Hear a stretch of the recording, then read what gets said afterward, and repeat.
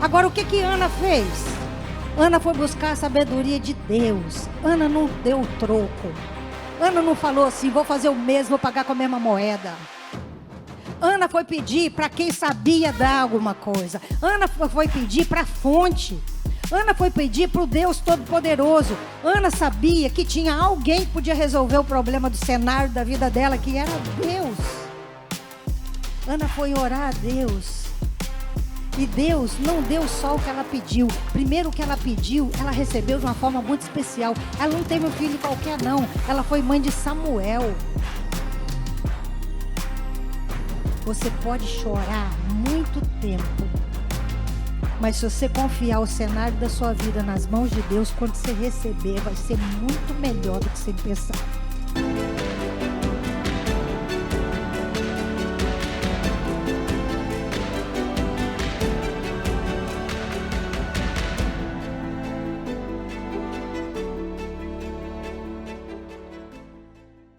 A paz do Senhor. Deus abençoe vocês. Alegria muito grande quando eu sou convidada para vir aqui, viu, gente? Muito grande mesmo. Amo os pastores dessa igreja. Já me sinto em casa quando eu chego, não é? Bom, né, pastor?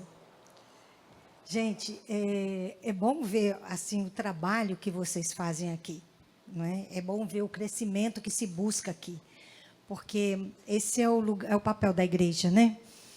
Ajudar a gente a crescer, aprimorar, chegar mais pertinho de quem Jesus quer que a gente chegue. Amém? E hoje eu espero poder contribuir isso com você e comigo, né? Porque a palavra de Deus é uma faca de dois gumes, né? Ela corta para cá e para cá, não é? Então Jesus, quando fala, ele fala para a gente estar ministrando, tanto quanto fala para você. Então eu queria pedir você para abrir a sua Bíblia aí no livro de Tiago, capítulo 3, versículo 17. E eu vou ler 2 versículos aqui para você. Vamos ler esse aqui primeiro. Tiago 3,17 e depois Tiago 1,5.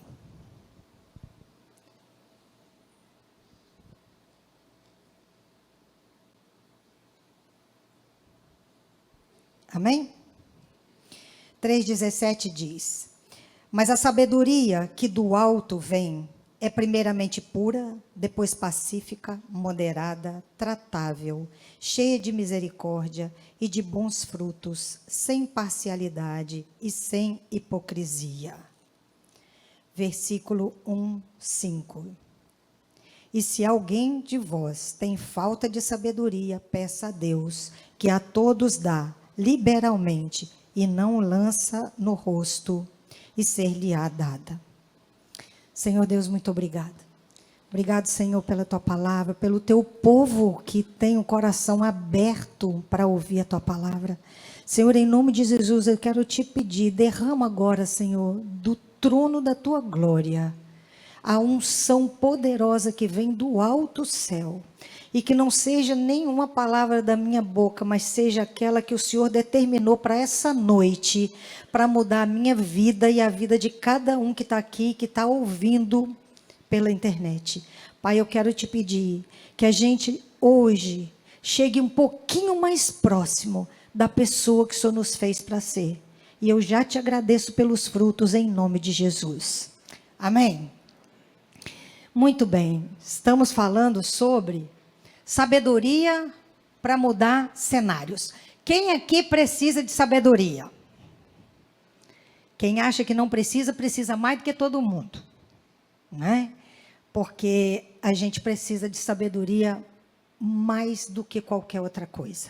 E a sabedoria que vem do alto, a sabedoria que vem de Deus. Sabedoria é uma coisa, gente, conhecimento é outra, certo? Conhecimento é o acúmulo de informação que a gente tem.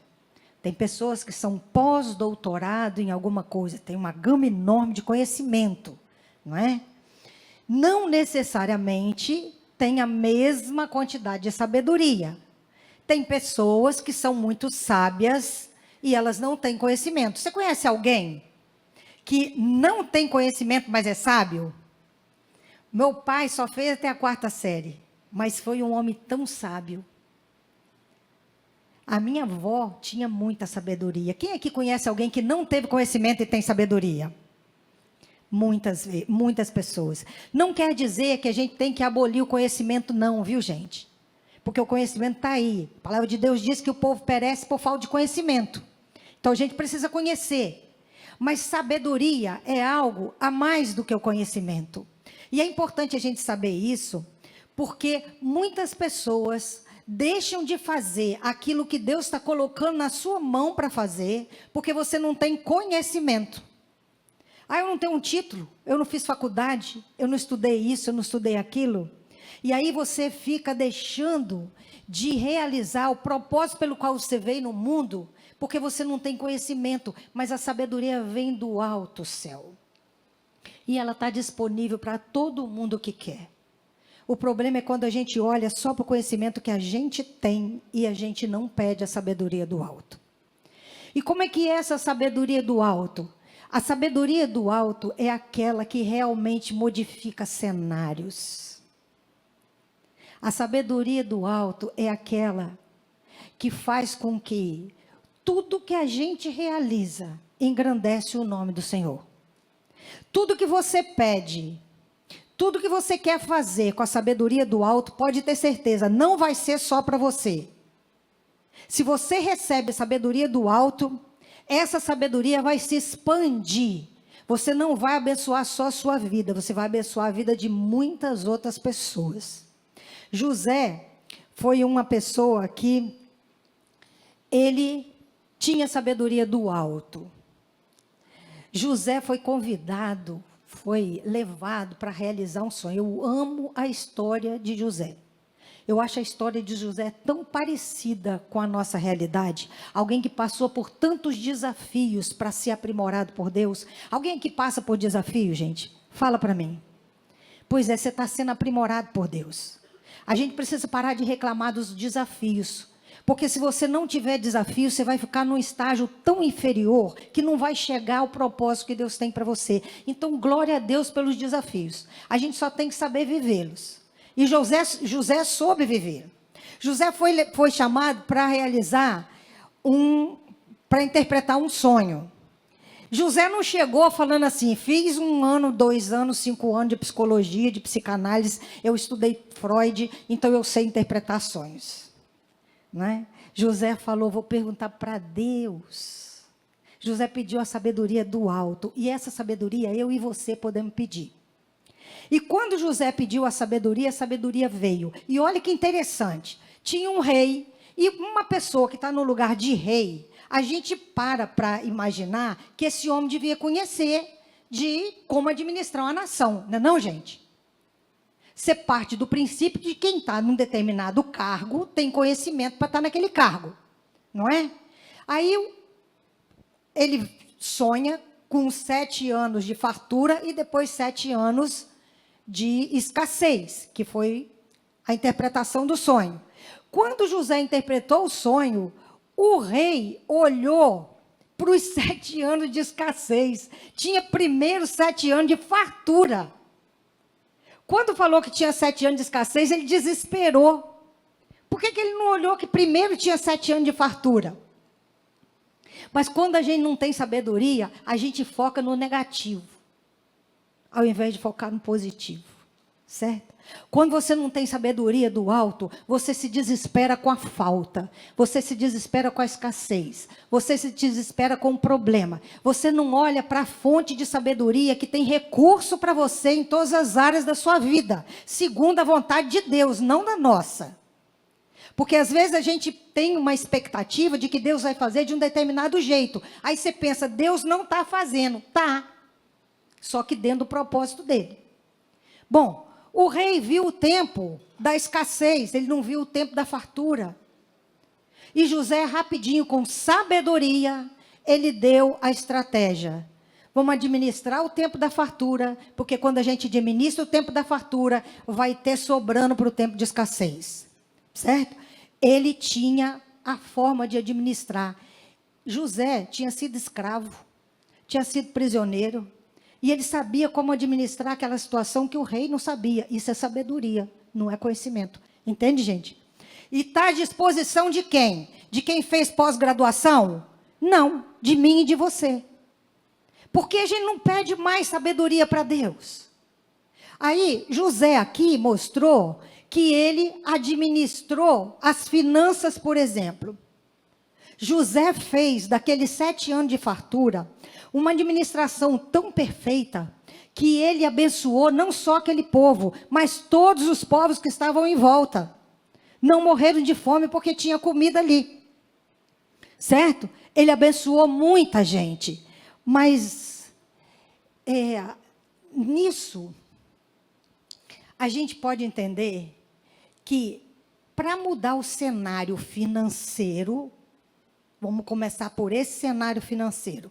Para a gente mudar o cenário financeiro, não basta trabalhar muito. E eu não estou falando que você tem que ficar à toa, não, e pedir só a Deus para abençoar, não, tá, gente?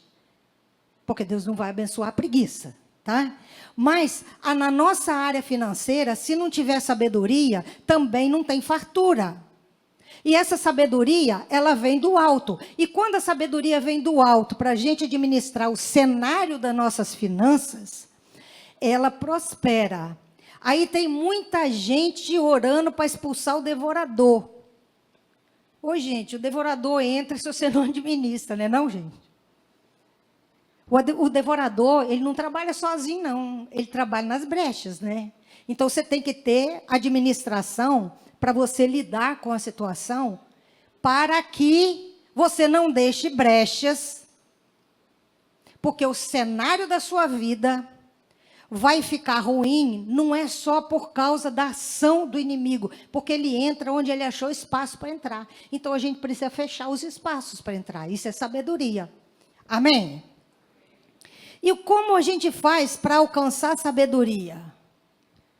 A gente precisa de humildade e de dependência de Deus. Gente, olha, a gente pensa que é no muito fazer, que é no muito agir, que a gente muda os cenários. E às vezes a gente se esgota. Quantas vezes eu paro para pensar assim, estou correndo tanto, mas eu estou correndo para quê? Uma vez, há muitos anos atrás, eu nem era convertida ainda. Eu acordava de manhã numa eletricidade tão grande que eu acordava às 5 horas da manhã para conseguir sair às 7 para trabalhar. Foram muitos anos atrás. E eu me esgotava tanto que eu já saía às 7 horas da manhã, morta de cansada.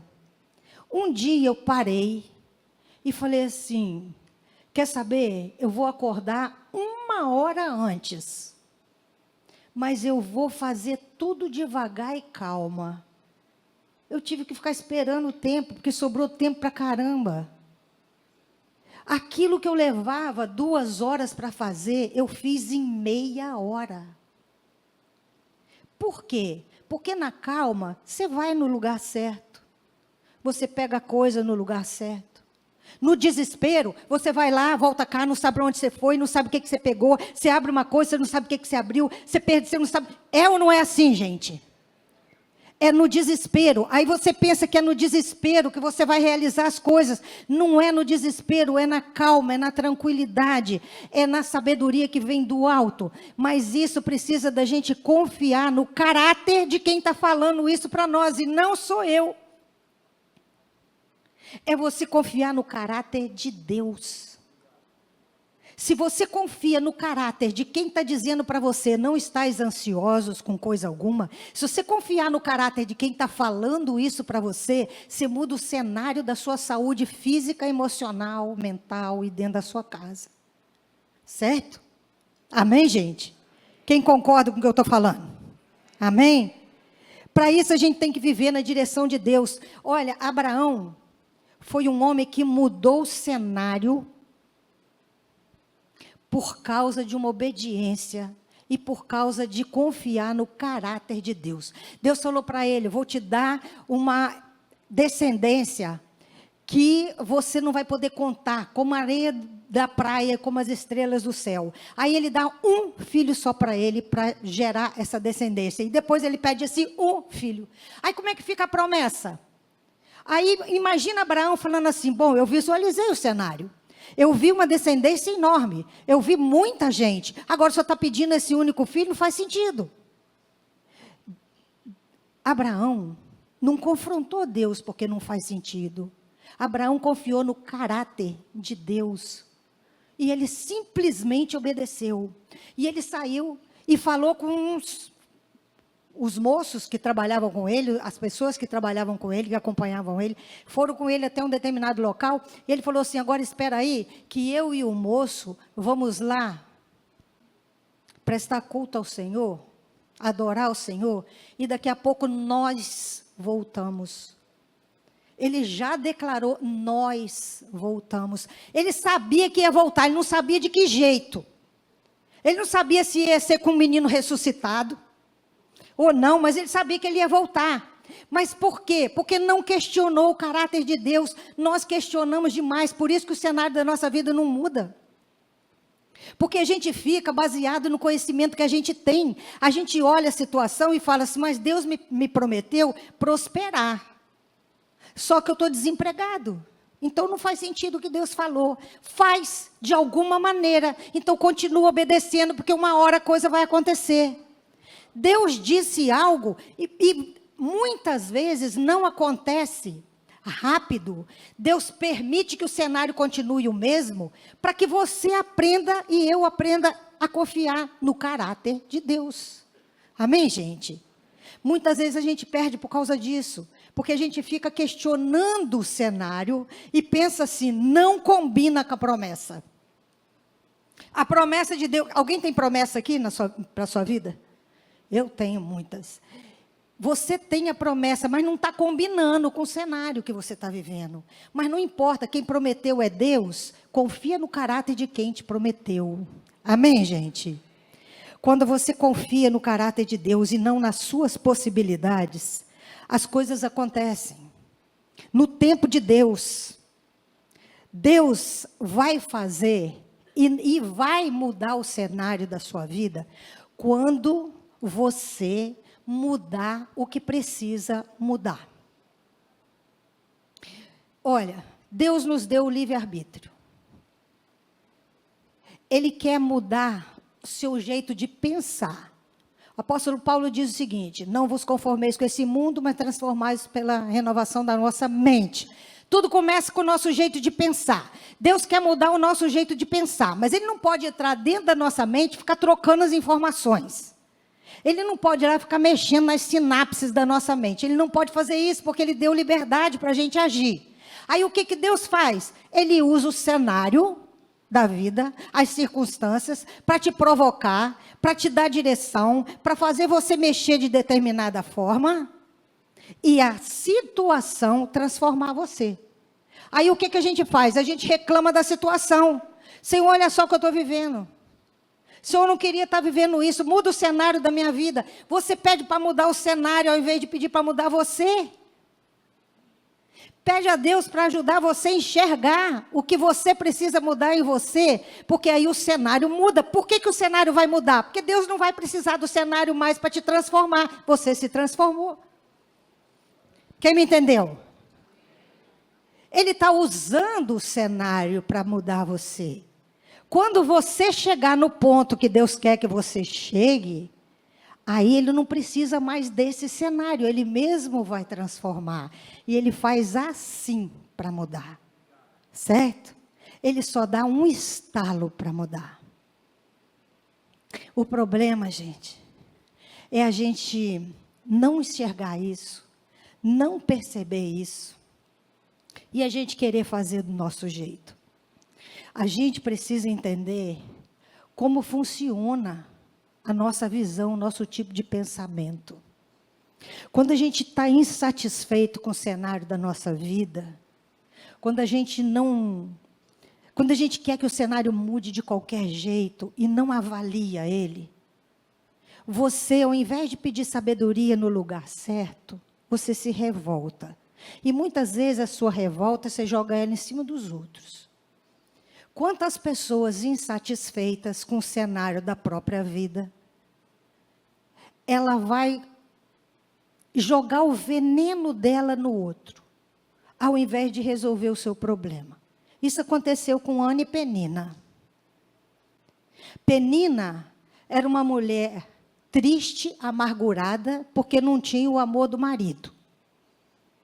Ana era triste, amargurada, porque não tinha filhos. As duas sofriam, gente. As duas queriam muito uma coisa que era importante para elas. Tem alguém aqui que quer muito uma coisa que é importante para você? Eu quero muito uma coisa que é importante para mim.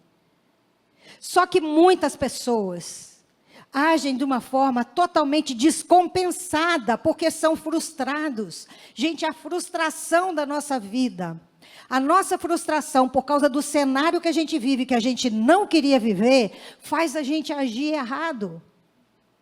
O que Penina fazia? Jogava a frustração dela onde? Em Ana. Pegava o ponto fraco daquela mulher e ficava humilhando ela, destratando, desvalorizando, pegando exatamente a ferida dela. Quantas pessoas fazem isso? Não estão satisfeitas com a própria vida, não queriam viver aquele cenário que está vivendo, aí você joga sua frustração no outro, você sabe qual é o ponto fraco daquela outra pessoa e você espeta a ferida dela. Isso acontece com homens, mulher, marido, esposa, pais, filhos. Você pega ali o ponto mais doloroso da vida daquela pessoa e você fica ali jogando aquelas piadinhas que ferem. Era isso que Penina fazia. O que aconteceu com o cenário da vida de Penina? Mesma coisa, mudou nada, o marido não passou a mala. Agora, o que Ana fez? Ana foi buscar a sabedoria de Deus. Ana não deu o troco. Ana não falou assim, vou fazer o mesmo, vou pagar com a mesma moeda. Ana foi pedir para quem sabia dar alguma coisa. Ana foi pedir para a fonte. Ana foi pedir para o Deus Todo-Poderoso. Ana sabia que tinha alguém que podia resolver o problema do cenário da vida dela, que era Deus. Ana foi orar a Deus. E Deus não deu só o que ela pediu. Primeiro o que ela pediu, ela recebeu de uma forma muito especial. Ela não teve um filho qualquer, não. Ela foi mãe de Samuel. Você pode chorar muito tempo. Mas se você confiar o cenário da sua vida nas mãos de Deus, quando você receber, vai ser muito melhor do que você pensava. Ela não só teve um filho, ela teve um filho que foi um homem que marcou a história. E depois ela teve outros filhos. A vida da gente, tem que ser pautada na sabedoria divina. Às vezes, a gente tem muito pouco para fazer alguma coisa. Ah, Deus me prometeu ser uma pessoa próspera, Deus me prometeu sucesso numa área, mas eu não tenho nada, eu não sei fazer nada, eu não conheço nada, eu não tenho nada para começar um negócio. Gente, tinha uma viúva que não tinha nada, os filhos dela iam ser escravos porque o marido morreu e deixou ela cheia de dívida. O que essa mulher fez? Ela não sabia também por onde começar, não. Tem hora que a gente está numa situação que a gente não sabe o que fazer, não. Alguém aqui já teve numa situação que você fala assim, não tem saída, você não sabe nem quando dar o primeiro passo? Quem já teve numa situação assim? Eu sei que eu preciso mudar o meu cenário, mas não sei nem dar o primeiro passo. Já teve, gente? Eu tive muitas vezes numa situação que eu não sabia dar o primeiro passo.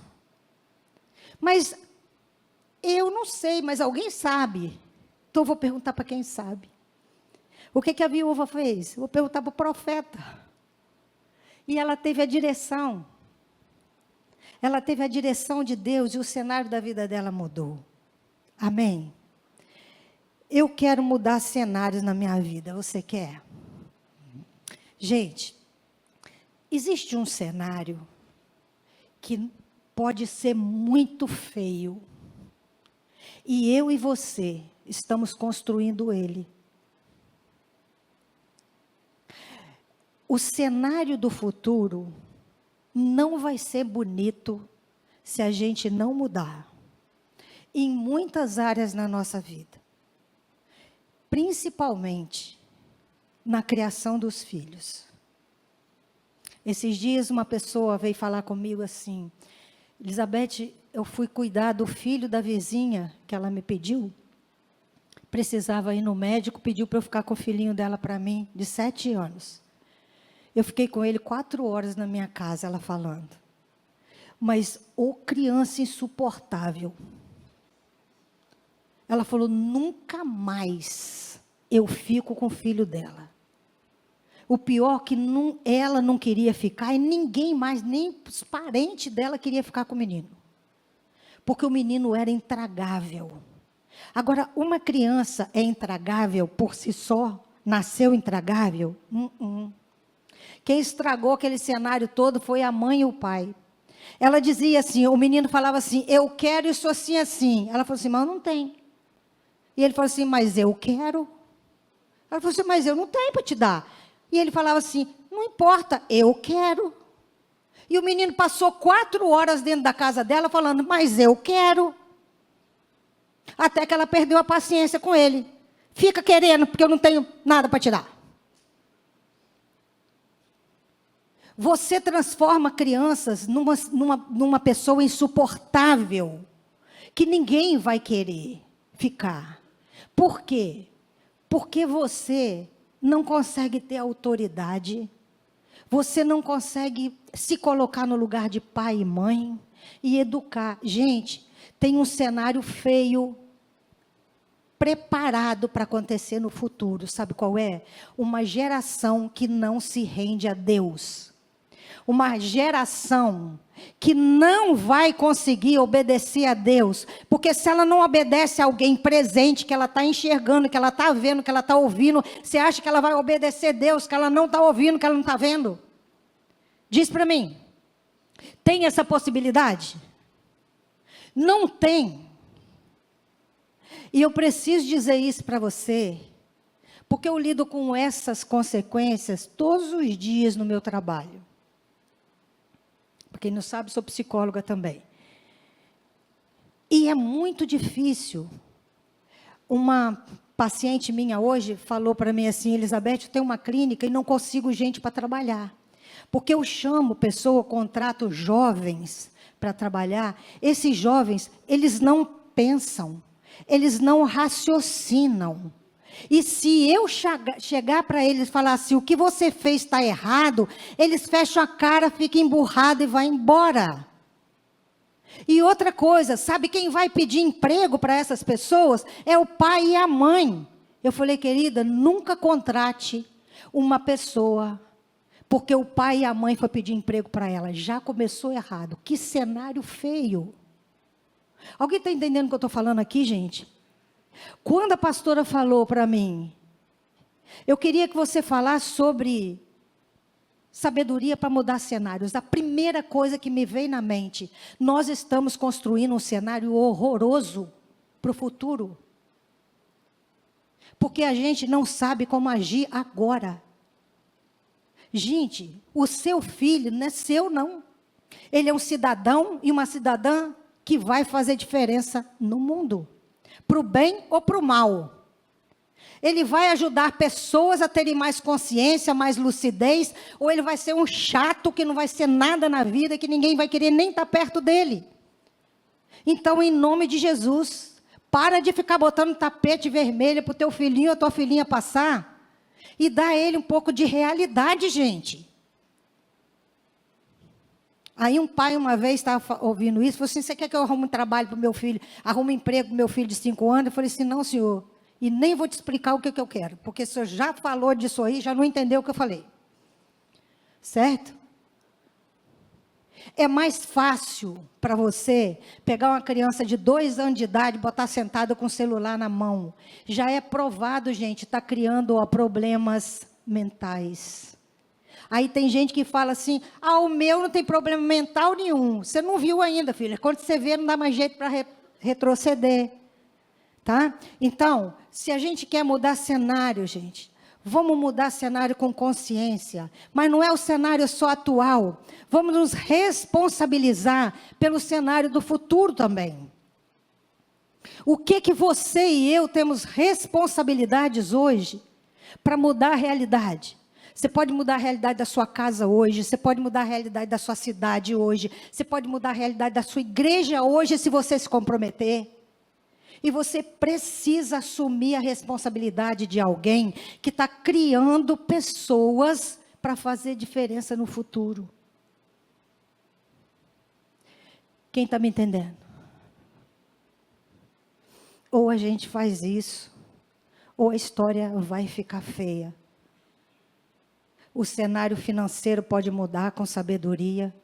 O cenário de onde você está pode mudar com sabedoria. Mas o cenário do futuro, a gente também está construindo ele. E outra coisa. Às vezes, pastor, esqueci de ver a hora que começou. Já estou terminando. Eu esqueço de ver a hora, gente, que eu não gosto de relógio. Aí eu não olho para ele, aí é um problema, né? Aí quando o pastor bota o músico para tocar, eu já sei que não dá mais tempo. Os músicos que sofrem, né? Porque eles ficam, quando o músico sofre, ele tem a responsabilidade de falar, acabou, filha, vaza, né? Mas, uma coisa importante, isso para homens e mulheres. Primeiro cenário que você precisa aprender a mudar é o da tua casa. Se você não sabe mudar o cenário da sua casa, você não vai saber mudar nada no mundo. Certo? E tem gente que quando chega dentro de casa, ele muda o cenário. Para mal. Às vezes está tudo bonitinho. As coisas estão acontecendo direitinho dentro de casa. Mas você chega e estraga o cenário de casa.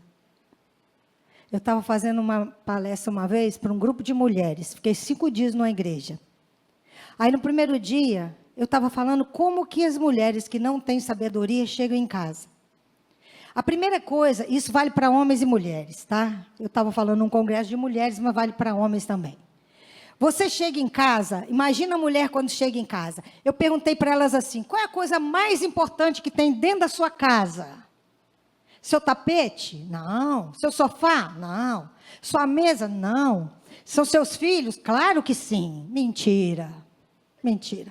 Porque quando você abre a porta de casa, você fala assim, o que esse copo está fazendo assim na minha mesa? O que esse tênis sujo está fazendo assim no meu tapete? O que essa mochila que veio da rua está fazendo assim no meu sofá? O sofá, o tapete, a mesa é mais importante antes de você falar oi, tudo bem e dar um abraço nos teus filhos. É ou não é, gente? Aí se está tudo bonitinho dentro de casa, está tudo em paz, as crianças estão assim, desligadas da vida, certo? Você chegou, querido, você liga a tomada no 220, você eletriza, você dá um choque em todo mundo. Você já chega falando. Não é? Aí a moça falou, quando eu falei isso, ela falou assim, Isabel, você estava lá em casa, filha? Porque é exatamente o que eu faço.